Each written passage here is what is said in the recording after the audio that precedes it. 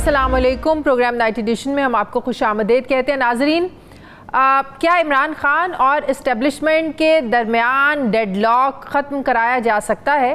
बज़ाहिर दोनों फ़रीक़ैन अपने अपने मौक़िफ़ पर डटे हुए हैं, किसी तरफ से भी लचक नज़र नहीं आ रही है। इमरान खान के चंद रोज़ पहले के बयानात देखें तो उसमें आर्मी चीफ़ के ख़िलाफ़ नामुनासिब और सख्त लहजा अपनाया गया, इल्ज़ामात लगाए गए, जबकि फ़ौजी क़यादत में 9 मई पर किसी किस्म का समझौता करना वहाँ से भी एक बड़ा नामुमकिन सा ये काम लगता है। जबकि तज्ज़ियाकारों का ये मानना है कि अब मुल्क को आगे बढ़ाने के लिए ये सियासी दुश्मनी और नफ़रत की सियासत का जो ख़ात्मा है ये ज़रूरी हो गया है। आज अंसार अब्बासी साहब ने अपनी ख़बर में ये दावा किया है, वो ये कह रहे हैं कि एक 3 लोगों का ग्रुप है जिसे खैर खा ग्रुप का नाम दिया गया है। उस ग्रुप ने ये सुलह कराने का बेड़ा उठाया है। इस ग्रुप को पाकिस्तान के खैर खाहों के ग्रुप का नाम दे रहे हैं। ग्रुप के मेंबरान के हतमी नाम तो उस स्टोरी में सामने नहीं आए, लेकिन कहा जा रहा है कि ये तीनों पाकिस्तान के जाने माने चेहरे हैं। तीनों की इस्टेब्लिशमेंट और तहरीके इंसाफ में अच्छे खासे उनके ताल्लुकात हैं। उनमें 2 साबका वफाकी वज़ीर हैं, यानी गैर जानिबदार हैं और बड़े कद के सियासतदान हैं, और एक मारूफ साबिक 3 स्टार फ़ौजी जनरल हैं। अभी ये तीनों लोग भी ज़ाहिर है इनके नाम तो सामने नहीं आए, लेकिन जैसे ही सियासी इस्तेहकाम और हम आहंगी की कोई हिकमत अमली तैयार कर ली जाती है तो ज़ाहिर है ये मज़ीद डिटेल्स भी सामने आएंगी। पाकिस्तान के इस खैर खाहों के ग्रुप का अवलीन मकसद जो है वो है इमरान खान और मिलिट्री इस्टेब्लिशमेंट के दरमियान जो खलीज है, एक फ़ासला है, उसको ख़त्म करना है, ताकि जो मौजूदा हालात हैं जो मुल्क के लिए अच्छे नहीं हैं, जिसमें सियासी इस्तेहकाम की बड़ी ज़रूरत है, इसके अलावा इदारों के एहतराम की ज़रूरत है, इस पर फोकस किया जाना चाहिए। ऐसे ही कुछ राब्तों की ख़बरें पहले भी आईं जिनके बारे में कहा गया कि कोशिशें तो बहुत की गई, नतीजा कुछ नहीं निकला। सीनियर सियासतदान और साबिक वफाकी वज़ीर मोहम्मद अली दुरानी साहब ने भी कुछ महीने पहले, बल्कि इलेक्शन से पहले, इस पॉलिटिकल जो पोलराइजेशन है इसके ख़ात्मे के लिए उन्होंने बड़ी एफ़र्ट्स की, बड़ी कोशिशें की। वो प्रोग्राम्स में भी जाते थे और अपना जो मौक़िफ़ था, कोशिशें थी, उसके बारे में बताते थे। कभी कौमी इत्तफ़ाक़ राय का फार्मूला लाया गया तो कभी 3 चीज़ों यानी पाकिस्तान फ़ौज और जमहूरियत के ख़िलाफ़ सियासी पॉइंट स्कोरिंग ना करने की बात की गई कि ना पाकिस्तान फ़ौज और जमहूरियत के ख़िलाफ़ सियासत नहीं होनी चाहिए। इससे पहले कि इन एफ़र्ट्स का कोई नतीजा सामने आता, ये फार्मूला ही कहीं गुम होकर रह गया। लिहाजा मोहम्मद अली दुरानी साहब तो बड़े बेहतर तरीके से ये जानते हैं कि जो खलीज है इसका लेवल क्या है, इसको कम करना जो है वो कितना मुश्किल है, कितना आसान है, और कौन सी ऐसी साइड है, कौन सा फ़रीक है जो लचक दिखाने को तैयार नहीं है। इस खलीज में 8 फरवरी के नताइज में क्या तब्दीली आई है, क्योंकि पोलराइजेशन की जलती आग पर फॉर्म 45 और 47 के फ़र्क ने तेल का काम किया है। ऐसे में पाकिस्तान के खैर खाहों का जो ग्रुप है मौजूदा सूरत हाल में क्या कर सकता है? क्या ये जो खलीज है जिसके लिए दोबारा इसको कम करने की कोशिशें की जा रही है, कहीं ये पॉइंट ऑफ नो रिटर्न पर तो नहीं पहुंच चुकी? ये दुरानी साहब से ही पूछते हैं कि सियासी दुश्मनी को ख़त्म करवाने के लिए बात जो है वो कहाँ से शुरू करनी है, और उनका जो मुसालत का फार्मूला था वो कहाँ तक पहुँचा, और जो ये 3 लोग हैं क्या दुरानी साहब भी उसका हिस्सा हैं? सीनियर साबिक वफाकी वज़ीर मोहम्मद अली दुरानी साहब मुझे ज्वाइन कर रहे हैं। अस्सलाम वालेकुम, बहुत बहुत शुक्रिया दुरानी साहब आपका। दुरानी साहब, जैसे कि मैंने पहले भी कहा कि आप ये कोशिशें करते आ रहे हैं और स्टिल आप ये कोशिशें कर रहे हैं, लेकिन जो अंसार अब्बासी साहब की जिस खबर का मैं जिक्र कर रही हूँ, जिन 3 लोगों का वो जिक्र किया उन्होंने स्टोरी में, सबसे पहले तो ये क्लियर कर दें कि क्या आप उस ग्रुप का हिस्सा हैं या नहीं? बिस्मिल्लाहिर्रहमानिर्रहीम। देखें, सबसे पहली बात तो ये है कि ये वो कहते हैं बाज़ कामों के बारे में कहते हैं इकल्ले बंदे का काम नहीं, तो मैं नहीं समझता कि 2 या 3 या 4 आदमी इस काम को कर सकते हैं। अच्छा। मेरा ये ख्याल है कि इस वक्त तो 24 करोड़ आवाम जो है, पहले तो वो इस काम को पहले से ही कर रहे हैं और उन्होंने बहुत ही इस्तकामत के साथ अपने स्टैंड पे खड़े होते हुए उन्होंने अपनी राय भी दी है, और उसके बावजूद उन्होंने टकराव का रास्ता अख्तियार नहीं किया। उन्होंने अपना वोट भी दिया है, उसके बावजूद उन्होंने टकराव का रास्ता नहीं इख्तियार किया। और मैं एक और बात बताऊं, कल फिर एक माइलस्टोन आ रहा है। अगर कल के दिन हुकूमत ने और हुकूमती इदारों ने इलेक्शन के अंदर अवाम की राय को तस्लीम कर लिया तो मैं आपको बताऊं कल से मफाहमत का अमल शुरू हो जाएगा। और ये मफाहमत जो है, ये इसके अलावा अब कोई रास्ता ही नहीं बचा और कोई सूरत नहीं है। प्रेसिडेंट अगर तकरीर करने आएंगे उन्हें भी यही कहना पड़ेगा, प्राइम मिनिस्टर को भी यही कहना पड़ेगा, सबको यही कहना पड़ेगा। और मैं अंदर से हर चीज़ को जानने के बाद ये कह रहा हूँ कि इसकी सबसे बड़ी जिम्मेदारी, देखिए आप लोग तो इस्टेब्लिशमेंट की तरफ शिफ्ट कर देते हैं, लेकिन मैं बहुत ही कॉन्फिडेंस के साथ इसको हुकूमत की तरफ शिफ्ट करूंगा।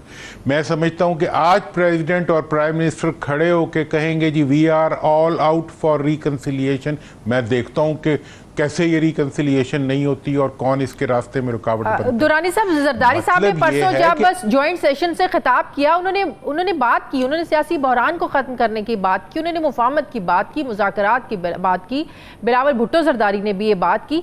तो ये बात तो वो सियासी जमातें हुकूमत करती आ रही है, नहीं अगर कोई करना चाहता तो वो तहरीक इंसाफ नहीं करना चाहती। वो कहते हैं सबसे बात हो सकती है, इस्टेब्लिशमेंट से भी बात हो सकती है, ये जो दो सियासी जमातें हैं ना, किसी सूरत इनसे बात नहीं हो सकती।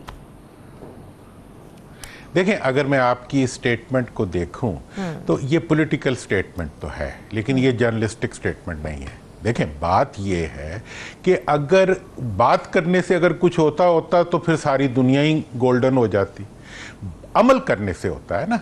आप स्टेटमेंट दे रहे हैं कि जी होना चाहिए, आप कर क्या रहे हैं? कल का दिन है, कल के दिन इस स्टेटमेंट को आप अमली जामा पहना दें, कल से काम शुरू हो जाएगा। दूसरी बात मैं ये कहना चाहता हूं कि जहां तक पीटीआई के आगे पीछे ना होने का सवाल है, मैं उनकी तमाम तर लीडरशिप को, उनके तमाम तर इक़दामात को जानता हूं। वो तो जो कुछ चाह रहे हैं वो तो सिर्फ इंसाफ मांग रहे हैं गालिबन। अगर उनको आप इंसाफ देखें, अगर कल के इलेक्शन में आप नेट नहीं बंद करते, कल के इलेक्शन में आप 45-47 का झगड़ा शुरू नहीं करते, कल के इलेक्शन में आप fair and free walkover दे देते हैं, किसको? पब्लिक ओपिनियन को। तो इसमें कोई गैर कानूनी डिमांड है? अगर आप ये कहते हैं कि जी मुकदमों का फेयर ट्रायल हो जाए, तो इसमें कोई गैर कानूनी डिमांड है? अगर आप ये कहते, और ये मुझे बताएं कि दुनिया में, तारीख में कौन सा ऐसा मजलूम है जिसने अपने जुल्म की रीड्रेसल से पहले रिकंसिलिएशन की हो? बिल्कुल सही। रीड्रेसल जो होती है, आप नेल्सन मंडेला से शुरू हो जाए, आप वियतनाम से शुरू, आप बात शुरू करने का पहला तकाज़ा तो ये होता है कि आप इश्यूज को एड्रेस करने की बात करते हैं। देखिए ना, ये हमने तो पहली दफा देखा है। आप मुझे बता दें, आपने पाकिस्तान की तारीख में कभी ऐसे देखा है कि एक सियासतदान जीता हो और वो अगले दिन आकर ये कह दे कि भाई मुझे ये जीत कबूल नहीं है, ये धांधली की जीत है, तो मुझे हार कबूल है, मैं नहीं ऐसी जीत को मानता। और फिर आपने कभी ऐसी हुकूमत देखी हो जो हुकूमत में आने के बाद ये कहे भाई हम तो हुकूमत लेना ही नहीं चाहते थे, हमें तो ज़बरदस्ती हुकूमत दी गई, हमारी तो कनपट्टी पर बंदूक रख के हमें हुकूमत दी गई। तो बात यह है कि कहीं ना कहीं सियासतदान जो है वो लगता है कि सीख रहे हैं, सीखना चाहते हैं, वो इस सिस्टम से छुटकारा चाहते हैं। तो फिर कौन है जो इस सिस्टम को आगे लेके जाना चाहता है? वो नहीं चाहता कि हालात सुधरें। देखें, मैं आपको ये बताता हूं कि अगर मैं सियासतदान भी हूं, ठीक है ना जी, और मुझे इक़्तिदार भी चाहिए और हर कीमत में चाहिए, मुझे बारबरदारी के लिए एक घोड़ा भी चाहिए और हर कीमत पे चाहिए, मुझे इलेक्शन में जीत चाहिए और धांधली के साथ चाहिए, मुझे थाने की सपोर्ट चाहिए, मुझे वो सब कुछ चाहिए जिसके नतीजे में मैं हुक्मरान बन सकूं।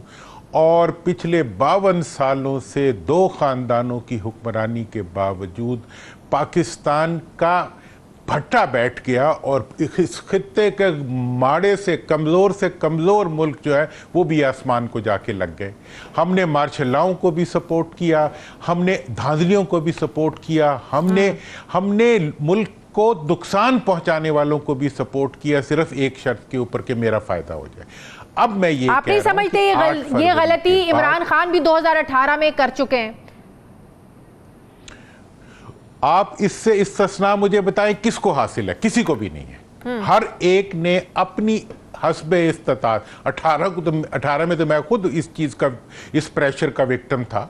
मैं ये उसके बावजूद ये मैं कह रहा हूं कि इसका एंड जो है वो सिर्फ इनकार में है। जो इनकार आज इमरान कर रहा है वही इनकार आज जरदारी को करना चाहिए, वही इनकार आज। देखें, आप कहते हैं पाकिस्तान की सियासत में, मैं एक छोटी सी मिसाल देता हूं। वो अमीर जमात इस्लामी जो अभी बने हैं, है, उसने सिर्फ एक सीट लेने से इनकार किया कराची में, जिसमें उसको जिता दिया गया था। उसने कहा मुझे नहीं चाहिए, उसकी पार्टी ने उसको पार्टी का चेयरमैन बना दिया। बिल्कुल बिल्कुल। बात यह है कि कोई हिम्मत तो करे, लेकिन अगर इमरान खान, बिल्कुल आप सही कह रहे हैं दुरानी साहब, लेकिन आप एक और चीज देखें ना, अगर आज इमरान खान भी बात करना चाहते हैं, उनकी नजरें भी एस्टैब्लिशमेंट पर ही लगी हुई हैं, क्योंकि इमरान खान साहब को भी पता है कि इस मुल्क में कोई भी सियासतदान आगे नहीं बढ़ सकता एस्टैब्लिशमेंट के साथ जब तक अच्छे ताल्लुकात नहीं होंगे। आप अपनी सियासत को आगे नहीं लेकर चल सकते, तो आप कैसे कह रहे हैं कि इनकार करें? वो तो आज भी अपनी नजरें उधर जमाए बैठे हैं, सियासतदानों के साथ बैठना ही नहीं चाहते। वो देखें, सियासतदानों के साथ बैठने का जहां तक सवाल है, अगर वो ऐसा कर रहे हैं तो गलत कर रहे हैं, नहीं करना चाहिए। दूसरी बात मैं ये बताना चाहता हूं कि सियासतदानों के साथ वो किस सियासतदान के पास बैठे, घुघू घोड़े के साथ बैठे या लीडर के साथ बैठे? वो सियासतदान जो कह सकते हो कर ना सकते हो, जो बोल सकते हो हिल ना सकते हो, जो के ख्वाहिशात रखते हो अमल ना कर सकते हो, ऐसे सियासतदानों के साथ कौन बात करेगा? आप मुझे ये बताएं, कोई ऐसा एम्प्लॉयर जो आपको एम्प्लॉय तो कर सकता हो, तनख्वाह ना दे सकता हो, आपके हकूक का तहफ़्फ़ुज़ ना कर सकता हो, आपको कोई रिस्पॉन्सिबिलिटी ना दे सकता हो, उस एम्प्लॉयर के पास आप क्या करने जाएंगे? क्या बात करेंगे? क्या निगोशिएट करेंगे? किन टर्म्स को डिफाइन करेंगे? मतलब ये है कि इन हुक्मरानों के साथ जो ना अपने वजीर बना सकते हैं, ना अपने सेक्रेटरी लगा सकते हैं, ना अपने फैसले कर सकते हैं, और कहते हैं आपस में बैठ के कि हम तो बेबस हैं। उन बेबसों के साथ कौन मजबूर आके बात करेगा? तो इमरान खान साहब को चाहिए ना फिर थोड़ी सी लचक दिखाएं, लचक दिखाएं। आप चोर डाकू जरदारी को, नवाज शरीफ को तो कहते हैं, तो आपने 2018 में जो अपने साथ लोग बिठाए थे वो फरिश्ते नहीं थे। बात यह है कि इलेक्टेबल्स की सियासत आपने भी की है। देखें जी, हाँ, देखें, चोर डाकू कहने का मतलब ये आता है कि जी कोई गैरत पकड़ जाए। मतलब ये है कि ये चोर डाकू का सुन के ही गैरत पकड़ जाए और कहें जी कि नहीं हम खड़े हैं। वो कहते हैं जी ये बूट पॉलिश करते हैं, ये कहते हैं जी हम पॉलिश नहीं करते, हम कपड़ा भी साथ मारते हैं। मतलब ये है कि ये लोग अपने आप को प्रूव किए बगैर वो कहते हैं कि अगर मैं इनके साथ बात, जैसे जो लग रहा है इनके साथ मैं बातचीत करूं, ये तो अपने पाँव पे खड़े हुए ही नहीं। ये तो मेरे से किसी ने पूछा जी ये हुकूमत कितनी चलेगी, मैंने कहा जिस दिन ये चलना शुरू करेगी मैं बता दूंगा कितनी चलेगी, ये तो अभी लटकी हुई है। मतलब ये है कि हवा में मुअल्लिक जमीन से उठे हुए हकीकतों को और पुतली तमाशे के साथ आप कौन से डायलॉग करेंगे? तो फिर इनसे डायलॉग हो सकते हैं अगर ये तो इमरान खान किसी डील के बगैर बाहर आ सकते हैं? मुझे ये बताएं, आप मुझे बताएं, नवाज शरीफ साहब भी जेल में रहकर अगर बाहर गए तो किसी डील के तहत गए ना? सऊदीया भी गए थे, किसी डील के तहत गए थे वो। इमरान खान को क्या जरूरत है डील करे? उसकी तो चांदी बनी हुई है, सोना लगा हुआ है भाई। वो एक एक दिन जो अंदर जा रहा है उसके हजारों वोटर्स में इजाफा हो रहा है। अब ये तो उनके समझने की बात है जो उससे डील करना चाह रहे हैं। भाई अगर इमरान खान से डील करनी है, मेरे से आप पूछे इमरान खान से डील कैसे करनी है, मैं आपको पता है मैं ना इमरान की पार्टी में हूं और मेरा माजी में ताल्लुक रहा है, लेकिन इख्तलाफात भी रहे। उसके बावजूद मैं ये कह रहा हूं कि अगर इमरान से आपने डील करनी है तो उसका तरीका तो यह है कि उसको लाके बिठाएं सामने, उसको मैंने अगर उससे हिसाब करना हो तो मैं उसको इक़्तिदार दे दूं। पहले 3 सालों में जो इक़्तिदार में उन्होंने हाल कर दिया था, अब उससे शायद बेहतर कर दें। लेकिन बात यह है 9 मई को तारीख से कैसे निकालें? जिनके साथ मुज़ाकरात करने वो 9 मई पे कोई कॉम्प्रोमाइज करने को तैयार नहीं है। 9 मई एक ऐसा वाकया है जो इस वक्त तहरीक इंसाफ को इस हाल में लाने वाले वाकया 9 मई का है। यार देखें, इस मामले वाक़े को जितना मर्जी ग्लोरीफाई कर लें, पहले तो PMLN जो है वो 9 मई की अदालत बना हुआ है, हम भी उसकी अदालतें बन जाएं, जर्नलिस्ट भी उसकी अदालत बन जाएं। मतलब ये है कि 9 मई के लिए आप किसी को माफ़ ना करें। लेकिन किसने सज़ा देनी है? क्या नवाज शरीफ साहब ने देनी है, शहबाज शरीफ साहब ने देनी है, या आपने देनी है, या मैंने देनी है? नहीं, वो सज़ा अदालत ने देनी है। अदालत से उल्टा लटकवा दें उसको जो मुजरिम है। बिल्कुल। लेकिन आप 9 मई भाई वो मतलब काका पैदा ही नहीं होता। मतलब ये है, वो एक पीर साहब थे, उनके पास कोई जाता कि जी पीर साहब लिखते जी मतलब लड़का पैदा हो, वो लिखते थे लड़का ना लड़की। मतलब जब लड़का पैदा हुआ था तो कहते मैंने तो लिख दिया था लड़का हो। मतलब ये है कि आप 9 मई का शोर तो मचा रहे हैं, लेकिन 9 मई के किसी एक मुजरिम को सजा दे दे। ठीक है। अच्छा, मुझे एक और बात बताएं दुरानी साहब, दुनिया भर के आप सबसे पहले मुझे अब ये बताएं, कोशिशें अब भी हो रही हैं, सबसे पहले तो ये क्लियर कर दें, जो अब कोशिशें हो रही हैं, जिस ग्रुप का मैं जिक्र कर रही हूँ, उस ग्रुप में आप शामिल हैं या नहीं? फिर मैं आगे चलती हूँ।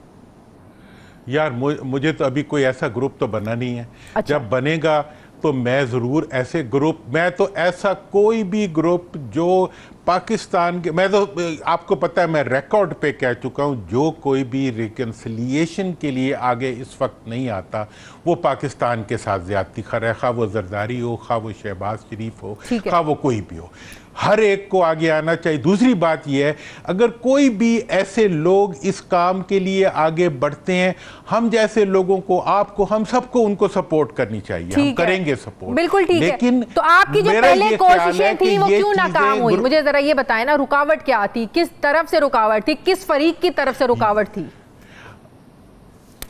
आपको पता है कि वियतनाम की जंग कितना अरसा चलती रही थी और उसके डायलॉग्स कितना अरसा चले थे, आप उसकी हिस्ट्री जाके देखें। बात यह है कि अच्छा काम जो होता है, खुशबू आहिस्ता आहिस्ता फैलती है। मैंने जिस दिन से रिकन्सिलिएशन की बात की है, मैं बताऊं, हर रोज़ रिकन्सिलिएशन की बात करने वालों में 150 हज़ार लीडरों का इजाफा, दानिश्वरों का इजाफा हो रहा है।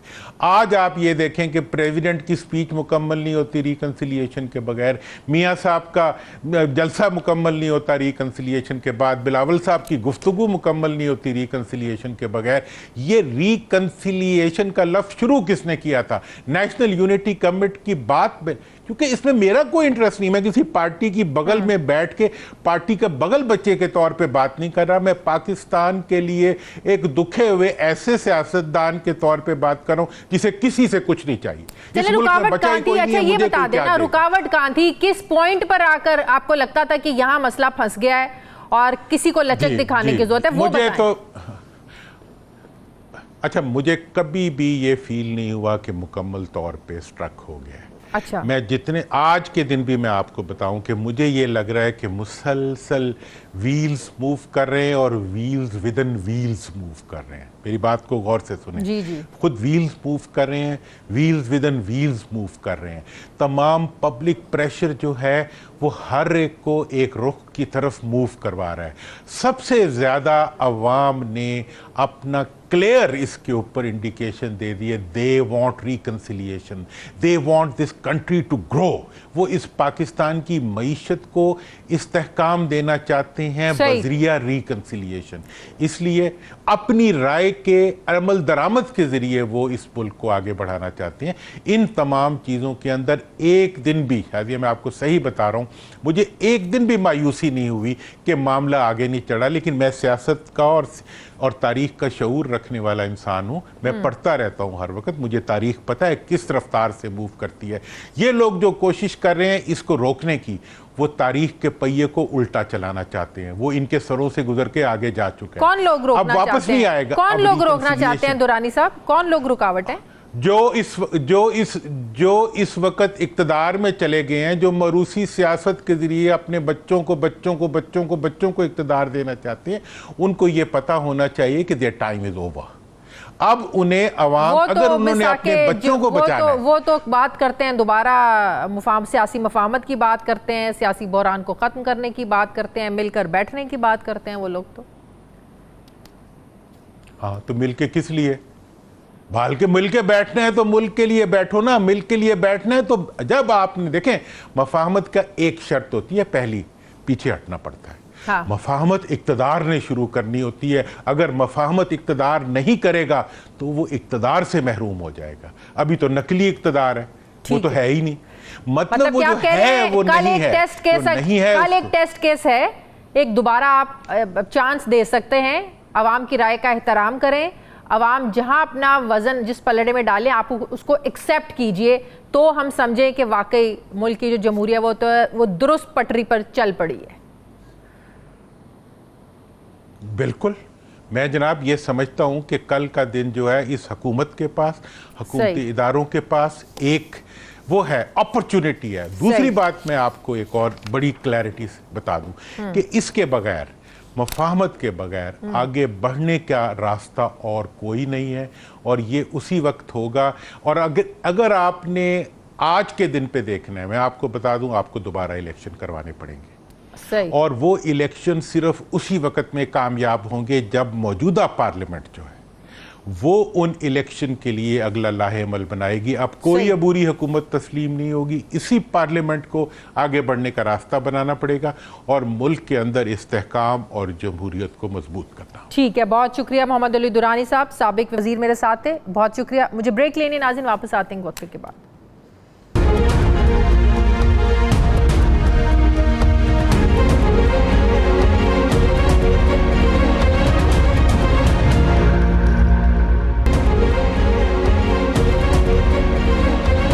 के बाद एक बार फिर से आपको खुशामदीद कहते हैं नाजरीन। पाकिस्तान तहरीक इंसाफ किसी भी किस्म की डील लेने से इनकारी है, मगर कहा जा रहा है कि पीटीआई को दोबारा सिस्टम में इन करने और इमरान खान की रिहाई के लिए कोशिशें जो हैं ये तेज़ हो गई हैं, फास्ट ट्रैक पर चल रही हैं। सवाल ये है कि अगर कोई बैकडोर राब्ते हो रहे हैं तो वो कौन कर रहा है। दूसरा सवाल ये है कि अगर किसी सतह पर राब्ते हुए भी हैं तो इसमें फिर डेडलॉक कहाँ पर आ रहा है। एक तासुर ये है कि पीटीआई की वापसी में सबसे बड़ी रुकावट 9 मई का वाक़या है, जिसके बाद जो है वो मकबूल होते हुए भी पीटीआई का सारा शराजा, इनकी सियासत बिखर कर रह गई है।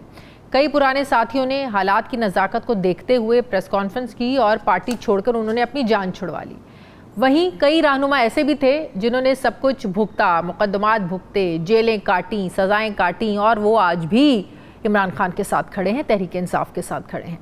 अभी पार्टी दोबारा पूरी तरह से अपने पैरों पर खड़ी हुई नहीं कि सवाल खड़ा हो गया है कि 9 मई के बाद पीटीआई छोड़ने वालों को क्या दोबारा पार्टी में वापस लिया जा सकता है। सवाल ये भी है कि मुश्किलात सहने वाले ऐसी पार्टी पॉलिसी को क्या कबूल करेंगे। इस नुक्ते पर पीटीआई के अंदर इख्तलाफ राय पाया जाता है। पीटीआई रहनुमा हलीम आदिल शेख का ये मानना है, वो ये कह रहे हैं कि अगर इमरान, इस्माइल, असद उमर, अली जैदी जैसे लोग गद्दारी ना करते तो आज इमरान खान जेल में ना होते। ये एक हकीकत है कि ये जो रहनुमा हैं इन्होंने पार्टी को मुश्किल वक्त में छोड़ने के बाद तहरीक इंसाफ के कमज़ोर होने या टूटने का तासुर ज़ाहिर मजबूत हो गया था। हलीम आदिल शेख ये समझते हैं कि गद्दारों की पार्टी में नो एंट्री है। वहीं उनकी तरह सख्तियाँ झेलने वाले सेनेटर एजाज चौधरी और साबिक गवर्नर उमर सरफराज चीमा का ये मानना है कि दबाव की वजह से पार्टी छोड़ने वालों को एक और मौका मिलना चाहिए। इत्तलात हैं कि इमरान खान को ये पैगाम भेजा गया है ऐसे लोगों की तरफ से, ऐसे रहनुमाओं की तरफ से कि जबर के माहौल में हर कोई मुश्किलात, दबाव, जुल्म और तशद्दुद का मुकाबला नहीं कर पाता, इसलिए उन्होंने पार्टी छोड़ी। लिहाजा इस पर नज़रसानी होनी चाहिए। लेकिन इमरान खान की बहादुरी और 8 फरवरी के इलेक्शन को देखते हुए बहुत सारे लोग दोबारा तहरीक इंसाफ अब ज्वाइन करना चाहते हैं।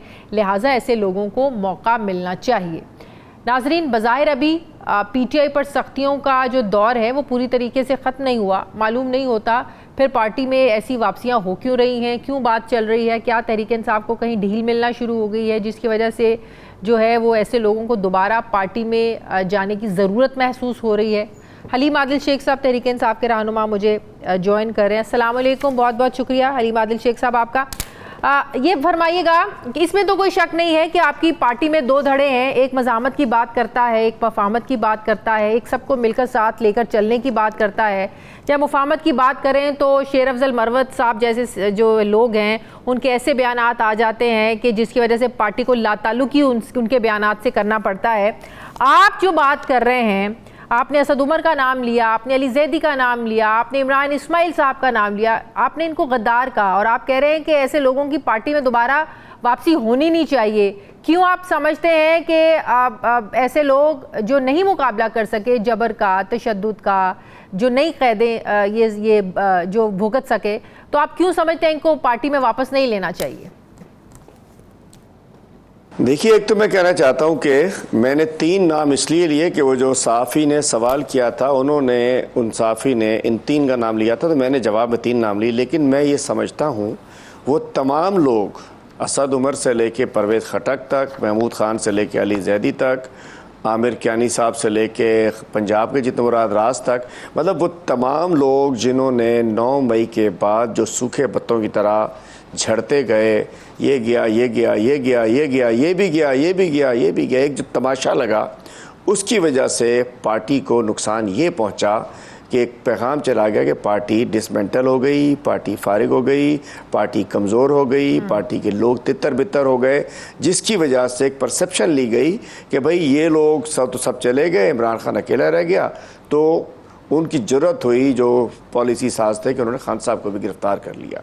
अगर चूँकि वर्कर कनेक्टेड था और पार्टी का ये परसेप्शन 8 तारीख की रात को 12 बजे 8 फरवरी की रात को 12 बजे तक रहा और रात 12 बजे के बाद ये परसेप्शन जब क्लियर आया हुआ तो पता चला कि पार्टी तो मज़ीद मजबूत हो गई।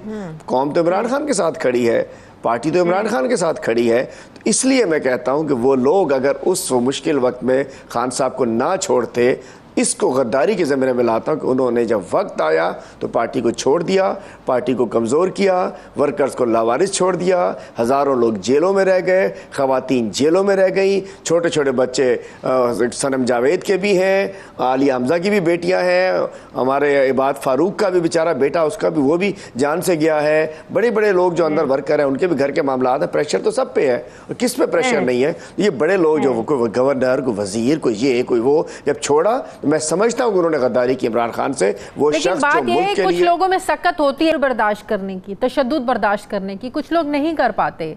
लेकिन आप फिर इसको गद्दारी तो नहीं कह सकते, आप इसको गद्दारी का नाम दे रहे हैं। अगर किसी के बीवी बच्चों को डराया गया, धमकाया गया, किसी को उठाया गया, लोगों के घर तोड़े गए, किसी की माओं के साथ बदतमीजी की गई, तो इस जबर और तशद्दुद को बर्दाश्त ना करने को अपनी समझ गद्दारी का नाम नहीं दिया जा सकता। कुछ लोग बर्दाश्त कर गए, कुछ लोग बर्दाश्त नहीं कर सके। देखिए जी, बात यह है कि आपको पता है कि मैं भी 5.5 महीने जेल रहा हूँ और तमाम चीज़ें मेरी अपनी आंखों के सामने गुजरी हैं। इंसान के हाथ में कुछ नहीं होता, अल्लाह ताला का फजल करम ही होता है। लेकिन आपकी बात मैं एग्री करता हूँ, 2 किस्म के लोग हैं। मैंने कहा जो सूखे पत्तों की तरह गिर गए, कुछ लोग हैं जो एब्डक्ट हुए, जो वाक़तन जिन पे जो बेचारों पे तशद्दुद हुआ है, जो कुछ हुआ जिनके साथ, तो वो भी एक लिस्ट है पार्टी के सामने मौजूद है। अल्टीमेटली तो फैसला सारा खान साहब करेंगे जब आएंगे। लेकिन पार्टी के वर्कर्स में बड़ा गम और गुस्सा पाया जाता है, बड़ा गुस्सा पाया जाता है कि अगर ये लोग अब किसी को पछतावा हो रहा है, किसी को कुछ हो रहा है, तो ये मीठा हप कड़वा कड़वा थू नहीं होना चाहिए कि मिनिस्ट्री चाहिए मुझे दे दो, टिकट चाहिए मुझे दे दो, ओहदा चाहिए मुझे दे दो। थोड़ा सा वक्त आए तो पार्टी को छोड़ के गए, तमाशा इन्होंने हमारा बना दिया। दीगर पार्टीज वाले वो तो वर्कर कौम खड़ी हो गई और कुछ लोग खड़े हो गए तो खड़े हो गए, नहीं तो जितने लोग बेचारे अंदर बैठे हैं, क्या वो लोग सुल्तानी गवाह नहीं बन सकते थे? किसको कौन सुल्तानी गवाह नहीं बना, कितना बड़ा।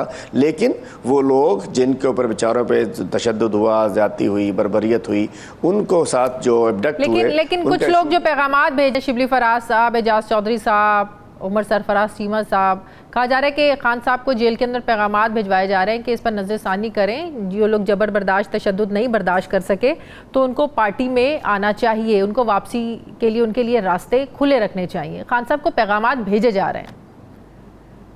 देखिए, वो इसलिए आना चाहते हैं, एक तो मैं देखिए आखिरी फैसला तो इमरान खान साहब का ही होगा ना। और देखिए मेरी राय ये है, किसी और की राय कोई और हो सकती है, कोई शक तो नहीं है ना। एजाज चौधरी साहब का ये भी पता नहीं कि वो ख़त तो ठीक भी है कि नहीं है, जब तक वो आए ना भी उस ख़त की मतलब अभी तक उसकी अथेंटिसिटी पे बात हम कर नहीं सकते। कैसे 3 लोगों ने जेल में खान साहब को, शाह महमूद को नहीं मिलने देते, 3 बंदों ने इकट्ठे ख़त कैसे लिख दिया, जेल के अंदर से कैसे लिख दिया, कहाँ से आ गया? तो ख़त भी अभी ठीक है। लेकिन अगर उनकी राय है तो हम सबकी राय की कदर की निगाह से देखते हैं। अगर कोई हमारा साथी समझता है कि नहीं आना चाहिए तो उसकी राय को इख्तलाफ नहीं करते। लेकिन मैं अपनी राय रख सकता हूं, कोई और अपनी राय रख सकता है। आखिरी फैसला लेकिन जो इमरान खान साहब करेंगे वो सबको कबूल होगा।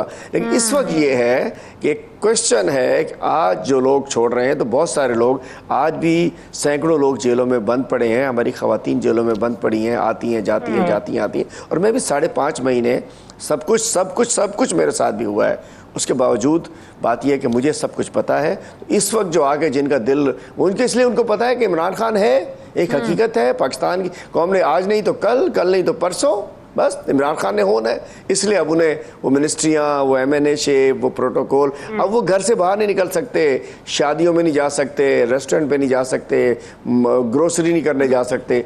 ये हलीम आदिल साहब, आप समझ के अब जो एक मिथ थी इलेक्टेबल्स की कि कोई भी जो पार्टी थी उसकी कोशिश होती थी कि अपनी पार्टी में इलेक्टेबल्स को शामिल किया जाए। ज़ाहिर है आपने अगर इक़्तिदार में आना है तो इलेक्टेबल्स वो लोग होते हैं जो आपकी जीत में उनका बड़ा अहम किरदार होता है। ये माजी में इमरान खान साहब की ये भी सोच थी, पहले वो इलेक्टेबल्स के ख़िलाफ़ बात करते थे, लेकिन बाद में उनको लगा कि नहीं, मैं तो इक़्तिदार में इलेक्टेबल्स की सियासत किए बगैर आ नहीं सकता। लेकिन आप समझते हैं कि 8 फरवरी 2024 में जो इलेक्शन हुए हैं इसने स्मिथ को तोड़ दिया है। अब देखिए 8 फरवरी को जो इमरान खान ने जिन लोगों को टिकट दिए, दूर दूर तक बहुत से ऐसे लोग हैं जिनका सियासत से कोई ताल्लुक ही नहीं है। तो आप समझते हैं कि इलेक्टेबल्स की जो सियासत है उससे भी जान छुड़ाने का वक्त आ गया। अब मैं समझ सकता हूँ कि इलेक्टेबल्स या थाली के बैंगन या फसली बटेरे जो भी कह लें कि जो वक्त देख के इधर उधर होते हैं, आज उन्होंने एक तरीके से जान छूट गई उनसे और सबको छुड़ा लेनी चाहिए। क्योंकि ये लोग जब दीगर पार्टीज जिनको अपने यहाँ पार्क कर रही होती हैं तो उनको पता होता है मैं यहाँ से निकलूँगा वहाँ जाऊँगा, वहाँ से निकलूँगा वहाँ जाऊँगा, वहाँ से निकलूँगा वहाँ जाऊँगा। 8 फरवरी के बाद में बहुत ही कुछ तब्दील हो गया। निशान नहीं था, कुत्ता, बिल्ली, मक्खी, चमचा, कद्दू, बैंगन, टमाटर, पता नहीं किस किस पे इलेक्शन लड़ लिया गया और इंटरनेट बंद कर दिया गया, न जाने क्या कुछ हमारे साथ नहीं हुआ। और उसके बाद जो आम लोग, अननोन लोग आ गए। और मैं भी समझता हूँ, मुझे 84,000 वोट मिले थे फॉर्म 45 पे। अगर मेरे पास खान साहब का वो एक वेबसाइट पे नहीं होता मैं कैंडिडेट, तो शायद 85 भी नहीं मिलते। 85,000 क्या 85 वोट ना मिलते मुझे। बात यह कि चीज़ें तब्दील हो गई हैं और चीज़ों को ठीक रहना चाहिए। ये जो मफाद परस्त लोग होते हैं इनको नहीं होना चाहिए और असली लोग, जेन्युइन लोग पार्टी में रहने चाहिए। अब मफामत की बात हो रही है, समझते हैं कि अगर मफामत आप लोगों ने करनी है तो सबसे पहले इस्टेब्लिशमेंट के साथ ही बात करनी पड़ेगी। क्योंकि खान साहब भी ये शायद ये समझते हैं कि इस्टेब्लिशमेंट से बात किए बगैर शायद उनकी सियासत में जगह ना बन सके। अनफॉर्चुनेटली हमारी पाकिस्तानी सियासत की ये तारीख़ रही है कि जब तक आपके जो हालात हैं, आपका क़िबला उस तरफ दुरुस्त नहीं होता तो सियासत में आप वो मकाम, वो जगह बना नहीं सकते हैं। तो एक तरफ तो इस्टेब्लिशमेंट से लड़ाई है, मज़ामत है, खान साहब जेल के अंदर से भी जो फ़ौजी क़यादत है उसके लिए सख्त मैसेज भी भेजते हैं, सख्त रवैया भी रखते हैं, सख्त लहजा भी रखते हैं। तो आप समझते हैं कुछ भी हो, आप लोगों को इस्टेब्लिशमेंट के साथ बात किए बगैर जगह बन नहीं सकती, दोबारा वापसी का रास्ता निकल नहीं सकता। देखिए वो तो खान साहब खुद कह चुके हैं कि मैं फ़ौज मेरी है, इदारे मेरे हैं और मैं सबसे बात करना चाहता हूँ। ये कोई ऐसी छुपी हुई बात तो नहीं है ना। चूँकि खान बात सबसे करना चाहता है मुल्क के लिए, कोई डील नहीं करना चाहता, कोई बैक चैनल के ऊपर कोई डील, कोई ये कोई वो। मज़ाहमत की तो हम बात नहीं करते। मज़ाहमत तो हम तब करते हैं और तहरीक को मज़ाहमत कहते हैं। बाकी अब मुफ़ाहमत इस मुल्क को आगे लेके चलना है, पूरी कौम में मुफ़ाहमत होनी चाहिए। हम सबको अपने अपने उसमें रह के आइन में दिए हुए हमारे जो रोल है उसके तहत हमें रह के काम करना चाहिए। मुफ़ाहमत है, हमको खुदा न खास्ता लड़ने के लिए तो नहीं आए ना। और अब लाजिम बात है, एक तरफ पूरी कौम है और एक तरफ ये PDM का टोला है, उनको मुसल्लत करा दिया गया है।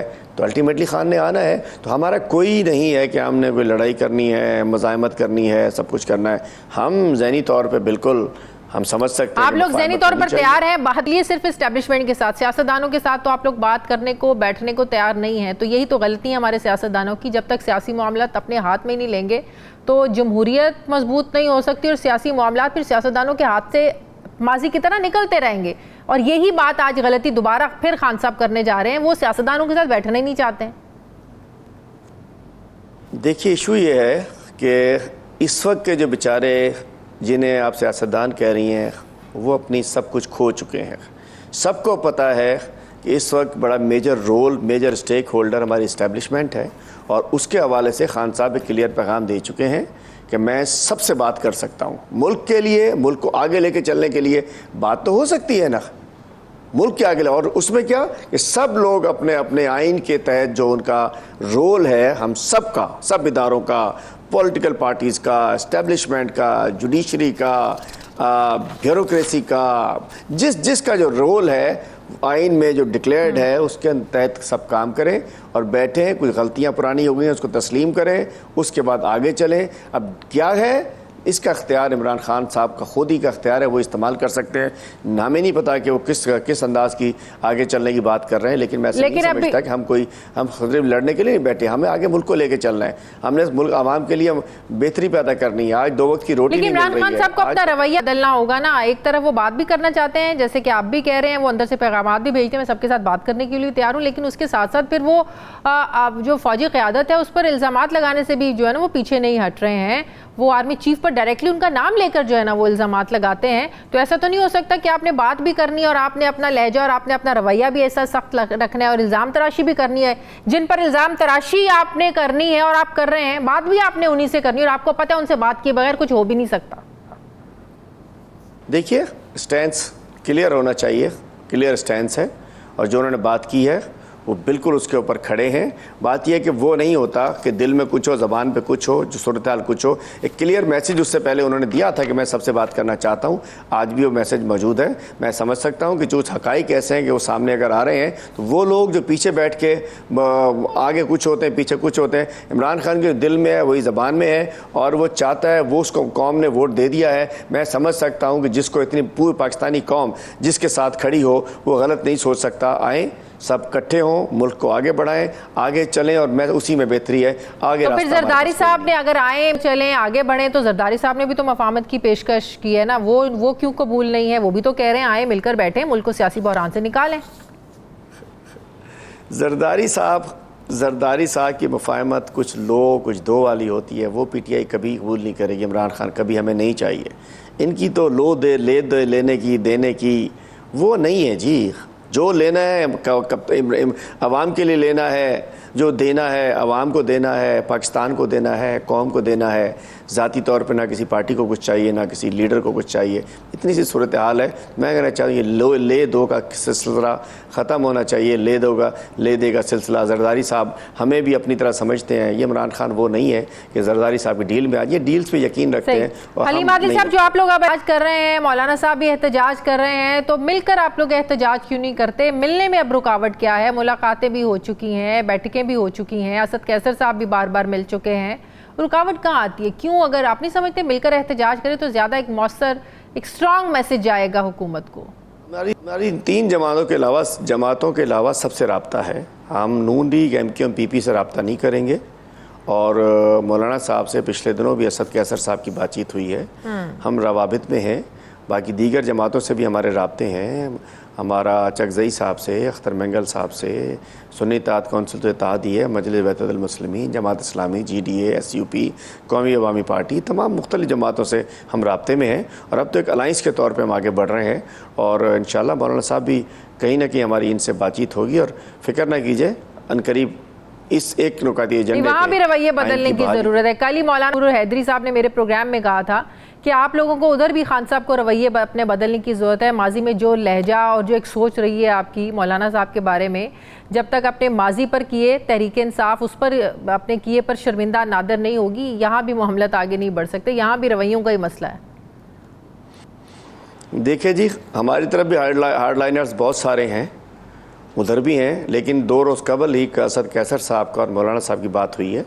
और बिल्कुल ये बिल्कुल ठीक है कि बहुत बड़ा एक हम समझ सकते हैं कि बड़ा गर्म एक कहना चाहिए कि रास्ता अबूर करना होगा। बहुत तलखियाँ हैं, बहुत ज़्यादा तलखियाँ हैं, दोनों तरफ से तलखियाँ हैं, लेकिन एक बड़े गोल के लिए कि इस मुल्क में इस्तेकाम के लिए, आइन की बहाली के लिए तो बातचीत चल रही। मैंने आपसे कहा ना कि दीगर से और सिचुएशन है, इनसे और सूरत हाल है। तो उस तरफ हार्डलाइनर दोनों तरफ मौजूद हैं। तो ठीक है, कहीं बात बनती है आगे तो मैं समझता हूँ बेहतरी की सूरत हाल बनेगी। सही। कराची में के लिए इंतजामिया क्या रुकावटें डाल रही है? वहाँ भी आपको मसला हो रहा है, वहाँ भी इजाज़त नहीं मिल रही अभी तक आप लोगों को? जी भरपूर रुकावटें जी। इंतज़ामिया ने अभी तक हमें मतलब उस मज़ार कायद के अहाते में बाग़ जनाह में जहाँ कोई 150-200 जलसे तो हमें अपनी याद है ज़िंदगी में, बाकी भी और पहले न जाने कितने हुए होंगे, सारे जलसे मज़ार कायद के अहाते में होते हैं। गुज़िश्ता रोज़ एडवोकेट जनरल ने और DC ने कहा कि जी वो तो मज़ार कायद का हिस्सा है और वहाँ तो कुछ हो ही नहीं सकता, एक्ट में है, मेंटेनेंस ऑफ मज़ार कायद एक्ट के अंदर है कि जी यहाँ तो कुछ नहीं हो सकता। तो जज साहब भी परेशान थे कि पहले क्या होता, उन्होंने कहा क्या होता रहा, उन्होंने कहा पहले जो होता रहा गैर कानूनी होता रहा। बात यह है कि रुकावटें डाल रहे हैं, लेकिन कब तक डालेंगे, कैसे डालेंगे, नहीं डाल सकते इतनी रुकावटें। बहुत बहुत तहरीक इंसाफ के रहनुमा हलीम आदिल शेख साहब, मेरे साथ ही बहुत शुक्रिया आपका। मुझे ब्रेक लेनी है, ब्रेक के बाद बात करेंगे किसानों के मसाइल जो गंदम को लेकर बढ़ते जा रहे हैं और किसान जो है वो एहतजाज करने जा रहे हैं, इस पर बात करते हैं एक वक्फे के बाद।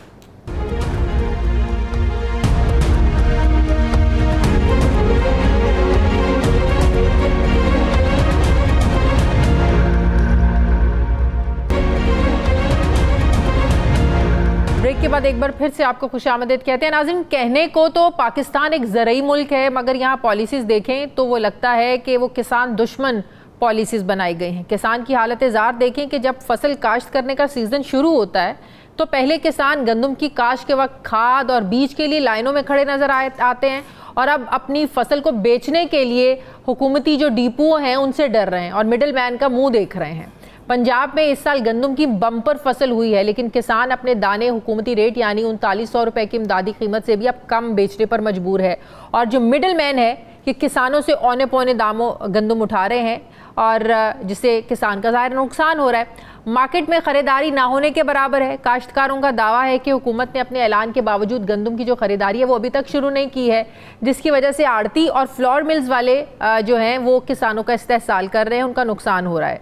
गंदम का सरकारी रेट 3900 रुपये मुकर्रर है, फ़ी मन मुकर्रर है, मगर फ्लोर मिल्स वाले यही गंदम 2000 से 2500 रुपये फ़ी मन ख़रीद रहे हैं। हुकूमती रवैये से जो नाराज़ किसान हैं, इन्होंने एक धड़े ने हुकूमत के ख़िलाफ़ सड़कों पर आने का ऐलान किया है कि 29 अप्रैल को मॉल रोड पर धरना दिया जाएगा। दूसरी तरफ पंजाब हुकूमत भी बड़ी परेशान है। वो कह रहे हैं कि जो ख़रीदारी करने के बाद गंदम को स्टोर कहाँ करना है। सरकारी गोदामों में पहले ही 26 लाख टन गंदम का स्टॉक मौजूद है जो निगरान हुकूमत ने बाहर से इंपोर्ट की थी। उनके पास तो पहले ही जगह नहीं अब रखने के लिए। और इस साल पंजाब हुकूमत ने 20 लाख मेट्रिक टन गंदम खरीदारी का हदफ मुकर्रर किया, जो पिछले साल से 42% कम है। ज़रई माहिरीन के मुताबिक अगर पंजाब हुकूमत 40 लाख मेट्रिक टन गंदम नहीं उठाती तो किसानों को इससे बड़ा नुकसान उठाना पड़ेगा। सूबाई वज़ीर पंजाब जो बिलाल यासीन हैं वो ये कह रहे हैं कि बारदाने यानी सरकारी बोरियों के लेने के लिए लाखों दरखास्तें हमें मौसूल हुई हैं। ऐसे में हमने 40 लाख मेट्रिक टन गंदम हम नहीं ख़रीद सकते। अगर ऐसा किया तो सूबे को 300 से 400 अरब रुपयों का नुकसान होगा। अब यही वजह है कि जो पंजाब हुकूमत है ये गंदम ख़रीदना नहीं चाह रही है, हिचकिचा रहे हैं फसल ख़रीदने में। मगर जो वफाकी हुकूमत है, वफाकी हुकूमत ने चारों सूबों को ख़त लिखा है कि सूबाई हुकूमतें न सिर्फ गंदम ख़रीदारी के हदफ पर नज़र सानी करें बल्कि इस अमल को जल्द अज जल्द मुकम्मल भी करें। अब अलमिया यह है कि हुकूमती सतह पर जारी इस ख़त क़िताबत में कौन पिस रहा है? वो किसान पिस रहा है। सवाल ये है कि हुकूमतों को ये सरकारी कार्रवाइयाँ ये जो है ये ऐन वक्त पर क्यों याद आती हैं? जब ख़रीदारी के लिए मराकज़ बना दिए गए हैं तो फिर ख़रीदारी का अमल फौरी तौर पर शुरू क्यों नहीं किया जा रहा है? किसानों को क्यों मिडल मैन ऐसे लोगों के सामने बेबस छोड़ दिया गया है? किसान पिछले साल दरामद की गई 27 लाख मेट्रिक टन गंदम पर भी सवाल उठा रहे हैं और गंदम माफिया के ख़िलाफ़ कार्रवाई का मुतालबा कर रहे हैं। ये सारा मामला क्या है? क्यों किसानों के मसाइल को हुकूमत अभी तक हैंडल नहीं कर पाई है? क्या मुतालबात हैं इनके, मैं बात करूंगी। मुझे ज्वाइन कर रहे हैं चेयरमैन किसान इत्तेहाद चौधरी हसीब अनवर साहब। अस्सलाम वालेकुम, बहुत शुक्रिया हसीब अनवर साहब आपका। हसीब अनवर साहब, जैसे कि मैंने बताया कि हुकूमत तो कह रही है कि भाई हम तो 40 लाख मेट्रिक टन गंदम ख़रीद नहीं सकते हैं। जो पहले हुकूमत थी, निगरान हुकूमत, वो ऑलरेडी इतनी गंदम उन्होंने ख़रीद के रखी है। हमारे गोदामों में जगह मौजूद नहीं है। पंजाब में तो ज़रूरत से ज़्यादा 26,000 मेट्रिक टन वो कहते हैं ऑलरेडी हमारे पास मौजूद है। तो हम इतना जो टारगेट आप लोग दे रहे हैं, हम ये 40 लाख मेट्रिक टन गंदम नहीं खरीद सकते। हमें 300 से 400 अरब रुपयों का नुकसान होगा। बिस्मिल्लाहिर्रहमानिर्रहीम। देखिए, अफसोस की बात यह है कि पाकिस्तान एक ज़रई मुल्क होने के बावजूद बहुत सारी चीज़ों में खुद कफील नहीं था। आज इस मुल्क की आबादी को इस चीज़ का अच्छी तरह पता लग गया है कि पाकिस्तान के किसान में और पाकिस्तान में इतना पोटेंशियल है, तो हर चीज़ के अंदर खुद कफील हो सकता है। अगर पोटेंशियल नहीं है तो हमारी एडमिनिस्ट्रेशन के अंदर नहीं है, अगर पोटेंशियल नहीं है तो हमारी गवर्नमेंट के अंदर नहीं है। आज अगर इस मुल्क में इस मुल्क का किसान गंदम पैदा ना करता और गंदम हमें बाहर से मंगवानी पड़ती, फिर भी यही हुकूमतें 200 अरब, 300 अरब, 400 अरब कहीं ना कहीं तरह से मैनेज करती, और उस वक्त इनको पाकिस्तानी रुपए नहीं बल्कि डॉलर चाहिए थे। इनको तो चाहिए ये था कि इस मुल्क के किसान को जो पिछले साल का रेट इन्होंने दिया हुआ था 3900, उसको बढ़ाते 5000 रुपए तक ले जाते, क्योंकि हमें ना यूरिया कंट्रोल रेट पे मिली, ना डीएपी कंट्रोल रेट पे मिली, डीजल महंगा तरीन डाला, बिजली के बिल जो पहले 2 लाख 3 लाख थे वो 7-7 8-8 लाख रुपया हमसे जबरदस्ती लिए गए। इस सब के बावजूद हमने बम्पर क्रॉप गंदम की पैदा की, और आज रेट तो चले एक साइड पे है, उस गंदम का खरीदार ही कोई नहीं है मार्केट में। लेकिन जो निगरान हुकूमत ने 26,000 मैट्रिक टन गंदम जो है ना वो दरामद की, इंपोर्ट की, तो क्या सोचते हुए, किस टारगेट के तहत की गई? क्या उस वक्त पता नहीं था, क्या उस वक्त हदफ मुकर्रर नहीं था कि इस साल हमारी जो है ना वो पैदावार ज़बरदस्त होगी, हमारा जो टारगेट है वो पूरा होगा? तो क्यों इतनी ज़्यादा गंदम आप समझते हैं कि निगरान हुकूमत ने इतनी इम्पोर्ट की? देखें, इस टाइम निगरान हुकूमत ने इंपोर्ट की या सिलेक्टेड हुकूमत ने, इलेक्टेड हुकूमत ने इंपोर्ट की, ये वो मैटर है जो कि 15 दिन बाद भी देखा जा सकता है। इस वक्त अगर किसान के हाथ से माफिया गंदम लूट के चला गया, उसकी फसल के साथ माफिया ने डकैती कर ली, तो आप यकीन जाने कि इस मुल्क के किसान के पास इतनी सख्त, इतनी हिम्मत नहीं रहेगी कि वो अगली फसल काश्त कर ले। इस टाइम महंगाई का एक तूफान है, जितनी भी इनपुट्स हैं, इनपुट की कीमतें आसमान पे हैं, और जब वो मार्केट अपनी प्रोड्यूस को मार्केट में लेके जाता है तो उसको उसकी कीमत ही नहीं मिलती। यही काम मकई के साथ हुआ, 1200 से लेके 1600 रुपए मन तक मकई इस किसान ने बेची। उसने फी एकड़ 50 से 60 हजार रुपया एकड़ का नुकसान किया, और उम्मीद रखी कि मैं गंदम काश्त करूंगा, चलो मेरा नुकसान का कुछ कवर हो जाए, कुछ अजाला हो जाए। अब वो गंदम काट के खुले आसमान के नीचे लेके बैठा हुआ है, फूड के पास बारदाना नहीं है, फूड वालों ने तो हत्या कि अपनी क्रेडिट लाइन इस्टेब्लिश नहीं की अभी तक। पॉलिसी इतनी जबरदस्त बनाई जाती है इस मुल्क के अंदर, और ये भी एक शर्त जो लगाई है कि 6 एकड़ वाला जो काश्तकार है वो 39 रुपए 100 रुपए फी मन जो है वो गंदम हुकूमत को दे सकेगा। मैं बिल्कुल उसी तरफ ही आ रहा था। 6 एकड़ के काश्तकार बेचारा गंदम बेचता ही नहीं है, उसके पास तो जितनी गंदम होती है या वो अपने घरेलू इस्तेमाल में रख लेता है, या उसने जितनी भी इनपुट्स होती हैं वो उधार ली होती हैं। उस बेचारे की तो अभी फसल कटती नहीं है, और उधार वापस लेने वाले उसके घर, उसके डेरे पे आके बैठ जाते हैं। यहाँ पर पॉलिसी ऐसी बनाई जाती है जिससे इस मुल्क का नुकसान हो, बंद कमरों में बैठ के पॉलिसी बनाई जाती है। जो प्रैक्टिकल काश्तकार हैं उनको इस पॉलिसी मेकिंग में शामिल ही नहीं किया जाता। करना तो ये चाहिए था कि इस काश्तकार का हौसला बढ़ाते, इस काश्तकार को गंदम की अच्छी कीमत देते, ताकि हम हर चीज में खुद कफील हो जाते। अब अगर गंदम के साथ ये हाल होगा, आड़ती जो है, जो फ्लोर मिल्स वाले हैं, वो कितना 2500 रुपए 2000 रुपए मन में खरीद रहे हैं, उनका तो फायदा हो रहा है, और नुकसान तो काश्तकार का हो रहा है, किसान का हो रहा है। देखें, ये एक बिजनेस है, आड़ती, व्यापारी, फ्लोर मिल वाला, वो सारे बिजनेसमैन हैं। जब आप किसान को उनके हाथों जिबा होने के लिए छोड़ देंगे, government as a third party भी मार्केट में नहीं रहेगी, प्राइस मैकेनिज्म को कंट्रोल नहीं करेगी, तो प्राइस मैकेनिज्म तो उन्होंने सेट करना है, वो तो अपनी प्रॉफिट मैक्सिमाइजेशन की तरफ जाएंगे। ये तो एक नेचुरल फिनोमिना है। इसके अंदर गवर्नमेंट को चाहिए ये था कि 15 लाख, 20 लाख, 25 लाख, 30 लाख टन की परचेज को इंश्योर करते। उसके बाद होता ये कि गवर्नमेंट चूंकि एक मेजर प्लेयर होता है, और उसकी वजह से किसान को अच्छी कीमत मिल जाती। नहीं तो अब आप लोग क्या चाह रहे हैं, किसान रहनुमा? आप लोग तो ये भी मुतालबा कर रहे हैं कि ठीक है, आप लोगों ने नहीं लेनी, बॉर्डर्स खोल दें, अब इसको एक्सपोर्ट कर देते हैं, हम बाहर भेज देते हैं। देखिए, बॉर्डर का कंट्रोल हमारे पास नहीं है। जब जौन सी चीज यहाँ पे शॉर्ट होती है उसको बाहर भेज दिया जाता है। जब यहाँ पे खाद चाहिए थी तो खाद हमें ब्लैक में मिलती थी, हमें बताया ये जाता था कि खाद बाहर जा रही है। आज हमारे पास गंदम अगर वाफर मिकदार में मौजूद है तो बॉर्डर खोल देने चाहिए, ताकि वहां पे भी गंदम जा सके और यहाँ के काश्तकार को भी अच्छी कीमत मिल सके। अब बाहर से जो गंदम मंगवाई गई वो 3200 रुपए मन कॉस्ट की, उसी गंदम को फ्लावर मिल को 4700 में बेचा गया 40 kg का। ये इतना ज्यादा मुनाफा किसकी जेब में गया? ये सब वो चीजें हैं, ये सब वो तो अभी आप लोगों के कोई मुज़ाकरात जो हैं वो अभी आप लोगों के मुज़ाकरात तो ज़ाहिर है हुए हैं, उसके बावजूद अगर आप लोग कह रहे हैं कि 29 अप्रैल को आप लोगों ने माल रोड पे धरना देना है, तो हुकूमत तो इसका मतलब है अपने जो उनका जो मौक़िफ़ है उससे पीछे हटने को तैयार नहीं है। वो कहते हैं हमारे पास तो जगह ही नहीं है भाई, जो लेनी भी है आप लोगों से हमें तो किराए पे गोदाम लेने पड़ेंगे, हमारे पास तो जगह ही नहीं है। जगह अरेंज करना, जगह मैनेज करना इस मुल्क के किसान की जिम्मेदारी नहीं है। पूरे साल में फूड डिपार्टमेंट ने सिर्फ एक ही काम करना होता है और वो होता है इसकी गंदम की प्रोक्योरमेंट। अगर वो प्रोक्योरमेंट भी नहीं कर सकता, अगर वो जगह भी मैनेज नहीं कर सकता, अगर वो इतनी प्लानिंग भी नहीं कर सकता, फिर सरकारी खजाने पे इस डिपार्टमेंट को क्यों बोझ बना के बिठा दिया गया है? और दूसरी बात मैं आपसे ये करूं, गवर्नमेंट ने अभी तक जिन लोगों को बुला के मुज़ाकरात किए हैं वो इन्हीं की टीम का हिस्सा है।